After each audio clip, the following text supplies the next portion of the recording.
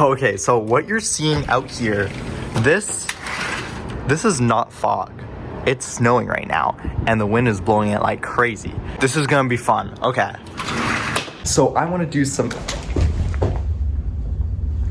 You should have seen that catch. You should have seen that. I dropped this camera. I want to do some cool photography, especially maybe with my car. With this camera here, I just picked it up. It is the Casio EX-FC100. I think we can get some really cool stuff with this. But first, my car is really dirty. Let's solve that. So the snow is only supposed to stick around until 2. It is currently 1:22. So before it stops, I still have to get my car washed and then do the pictures. Hopefully the snow is not gone, but we'll try to do it as fast as possible. Here we go. Look at the snow. Ah, I love the snow.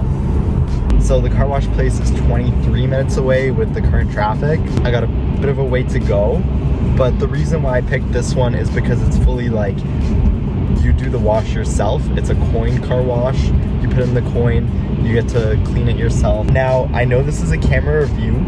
This camera has a mode called YouTube mode, so I thought it would be really interesting to try out vlogging basically from this point on with just the point and shoot camera. I will have the camera that I'm recording the shot with labeled at the bottom. If it says Casio FC100, you know that I was recording on the Casio, but I'm gonna try to make an effort to shoot everything with the Casio from now on. All right, we are now vlogging with this camera here. We can see that the traffic is not going all too well, but that is okay. It gives us more time to appreciate this beautiful scenery on the Don Valley Parkway. Now, I think vlogging with this camera is a really cool way to assess the video quality. It is only 720p, it has no autofocus, and it doesn't even let you zoom during recording. So it is pretty basic in terms of video. So I feel like getting this camera as a YouTube camera is not necessarily the best option. Your phone is gonna do just as good of a job, if not better. Actually, probably will do better if you have any kind of modern phone. But it is fun to play around with this, and it's always nice to have a dedicated camera just for YouTube. So we're still gonna leave testing the video capabilities in this video. I'm gonna still try vlogging with this camera just for the challenge and fun of it. And who knows, maybe it has a cool aesthetic, maybe you'll wanna use it in your vlogs. You can probably tell I'm really zoomed in right now. I can't see what I'm recording.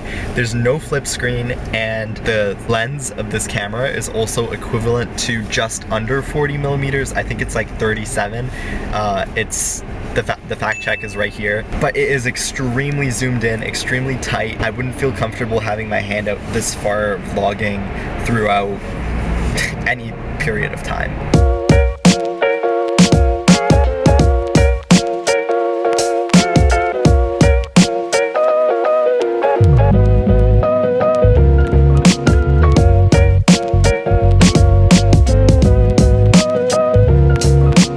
Alright, so I'm here at the car wash. I'm not going to be shooting with this camera. I'm actually going to not shoot much of the car wash at all because I don't want to get this camera wet in any way.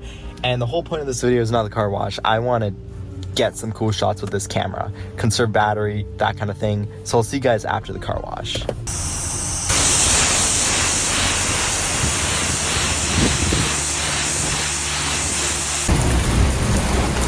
Nice and clean. Alright, so I just moved it into this spot here. We are going to do some photography with this little guy. Here we go.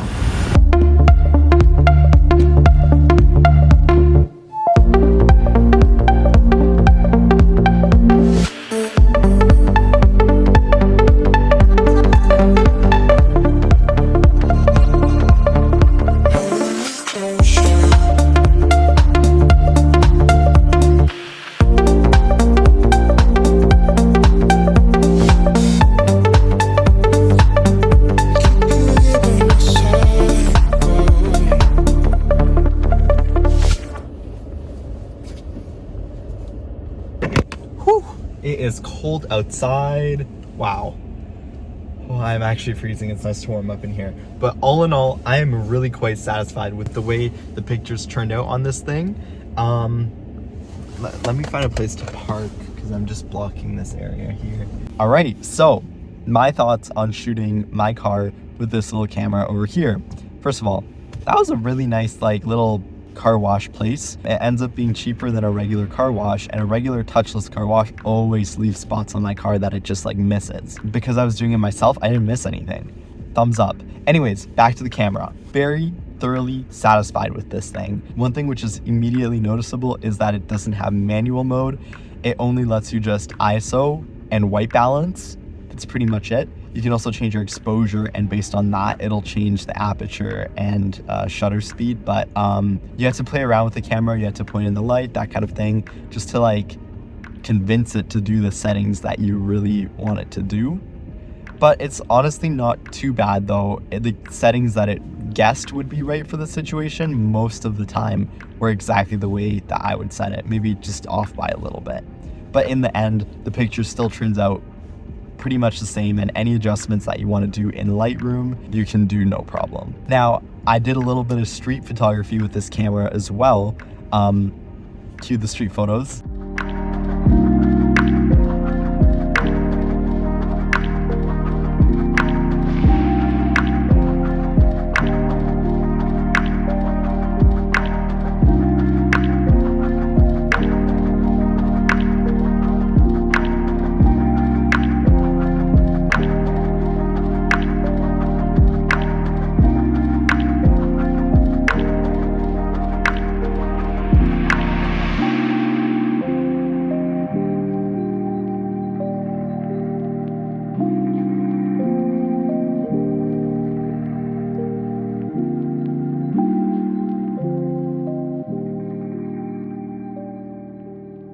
Now, when it comes to those, same story. I was thoroughly satisfied with the results. One thing which again stood out is the lack of manual controls.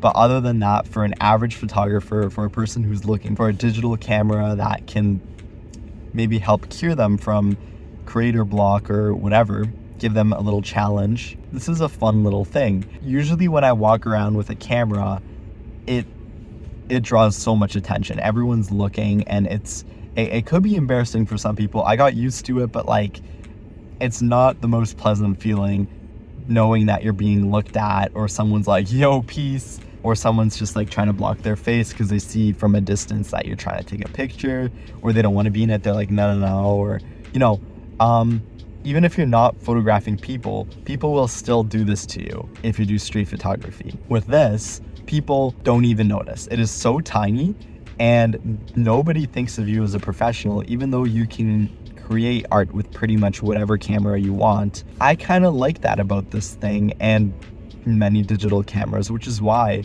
half the time when I'm walking around, I will not take my huge professional Sony a7R5 and instead take an old little digital camera like this. Now, I'm getting sidetracked a bit, but this camera offers quality that I'm satisfied with in a small, tiny, portable size. While we're talking about the body of this camera, it's actually really interesting. It has this like yellow ring which goes around the lens, which is actually it's pretty attractive. It looks pretty modern even compared to nowadays standards. This came out in 2009, so given that, it does not look that dated.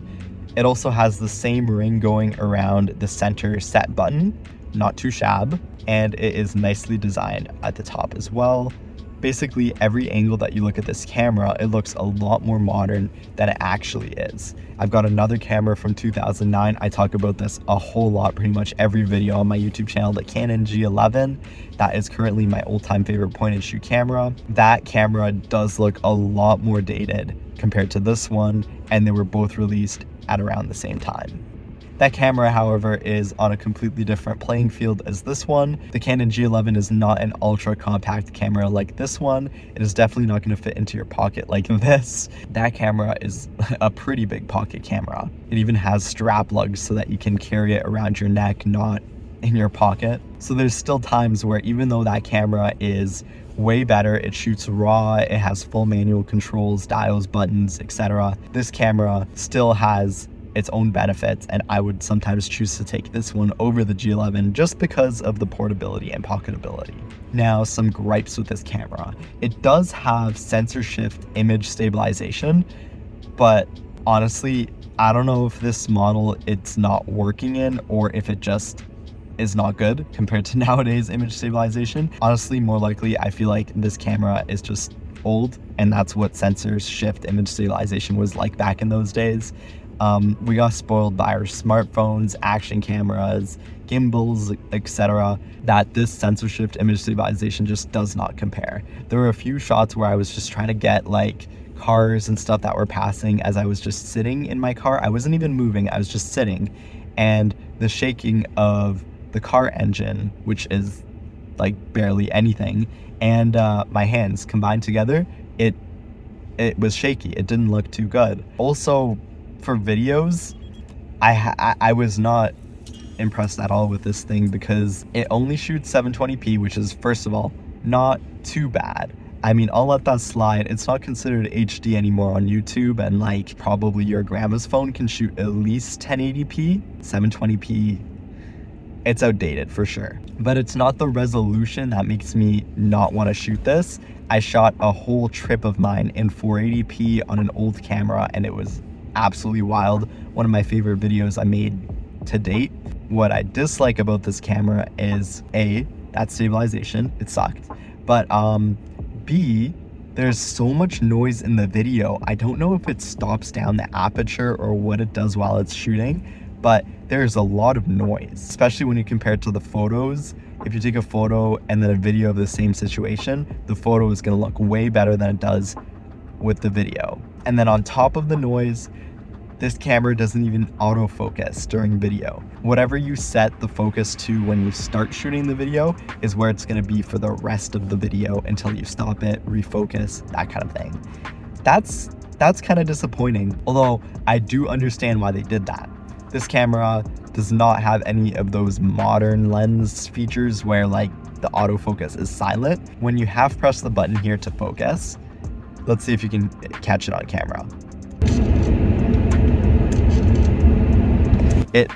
It makes a lot of noise. This is a noisy camera. In fact, it's actually louder to focus than it is to collapse and extend the lens. So they didn't put autofocus into video because the microphone would easily catch that, and they would rather have clear audio than a constant buzzing coming from the lens and you can't even hear what's going on. I get that, and if I had to choose between that and good audio, I would probably say good audio. Although you can always sync an external mic, that kind of thing, and then in that case, autofocus would be better. You also can't change the zoom while filming. That kind of sucks. I mean, if you're zooming, you should already expect there to be noise. So they just took out a feature for no reason, because I feel like I know some more modern cameras that I have. I have the Canon L510HS. I think that camera came out in 2012. That camera can let you zoom, albeit really slowly. That way it's a little bit quieter and you don't hear it in the video as much. That's perfect. That's great. If this camera had something like that, I think it could be a lot more useful for some people rather than just setting the focal length and then leaving it at that for the rest of the video until you stop. Yeah, kind of sucks to me in my opinion. This camera does shoot ultra slow motion video. Let's go try that out.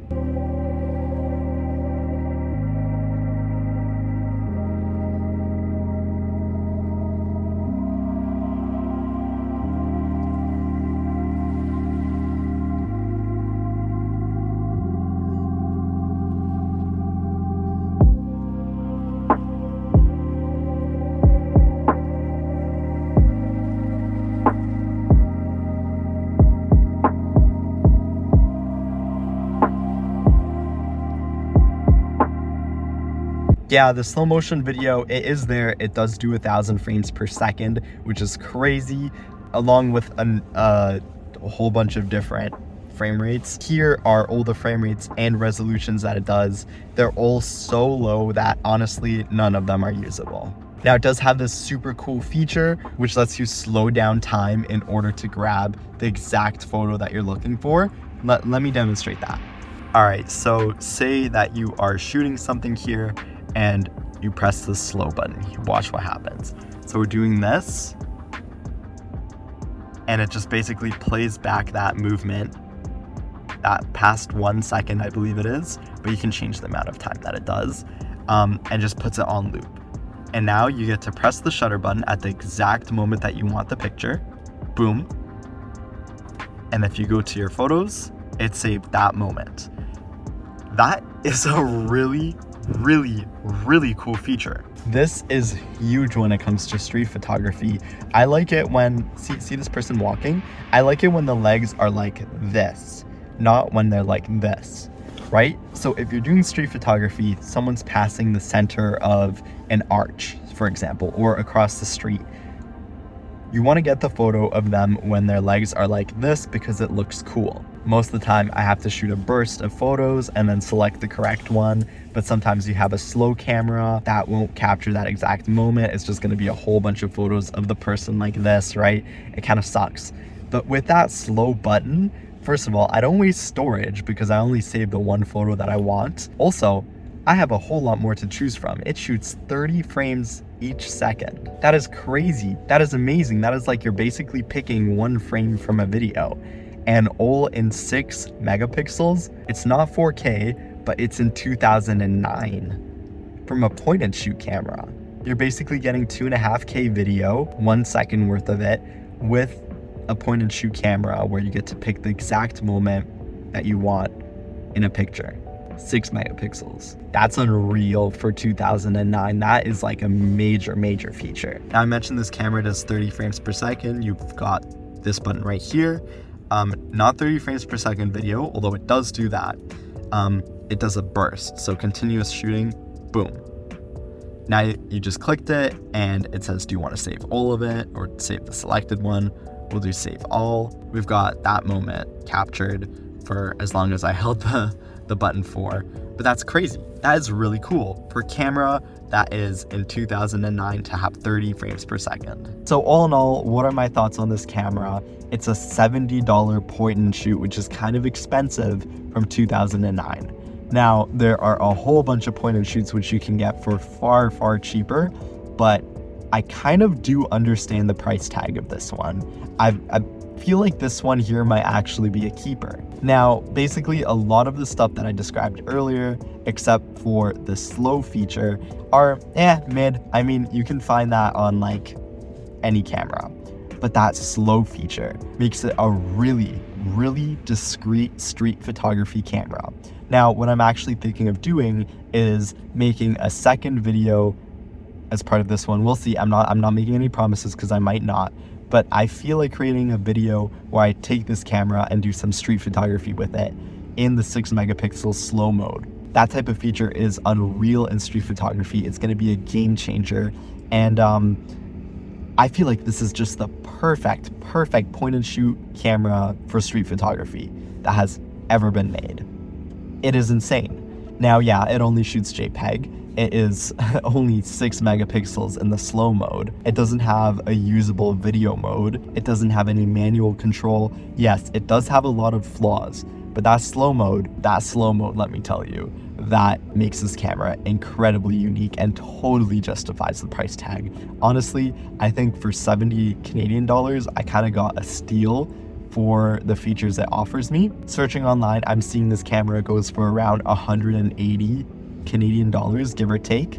And yeah, I totally get it. For that type of feature in such a tiny compact point and shoot camera, I understand that. Anyways, I thoroughly enjoyed using this camera. I can't wait to create possibly that next video, so stay tuned for that.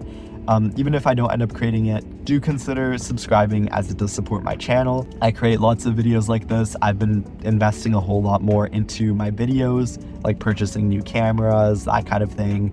I built a studio, which I'm not at, but if you look at my previous video, that's my little studio which I set up. So I built a desk, I got camera angles, that kind of stuff. It's cool.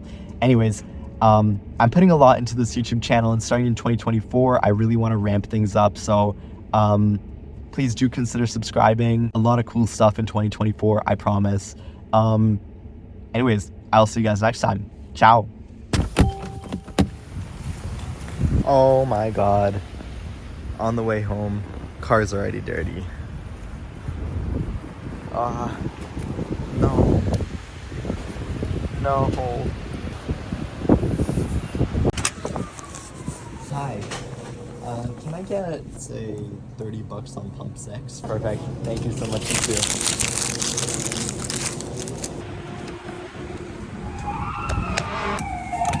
That number goes up way too fast.